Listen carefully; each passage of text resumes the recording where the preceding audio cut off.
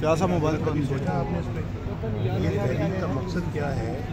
और वो मौलाना साहब जो वहाँ से तशरीफ लाए हैं उससे कनाडा से, वो ख़ास तौर पर इस वक्त क्यों आए?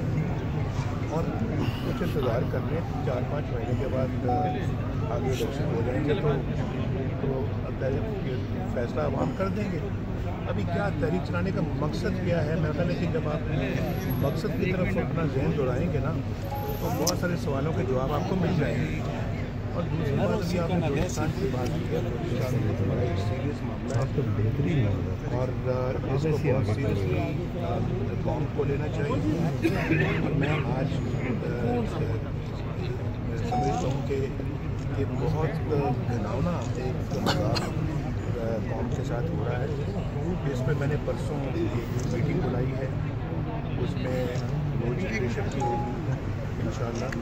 तो उसमें हम इसके सारे पहलुओं पे जो है ना वो गौर करेंगे, इसके असबाब पे गौर करेंगे, क्यों ऐसा हुआ, और एक सिर्फ 500 वोट देने वाले बंदे को वहाँ का वज़ीर आला बना दिया है।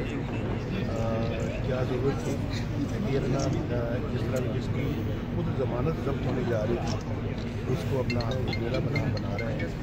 ये बहुत एक मैं समझता हूँ कि ज़्यादती है पाकिस्तान की जमहूरियत के साथ, पाकिस्तान के साथ, इसका हम बहुत शुक्रिया।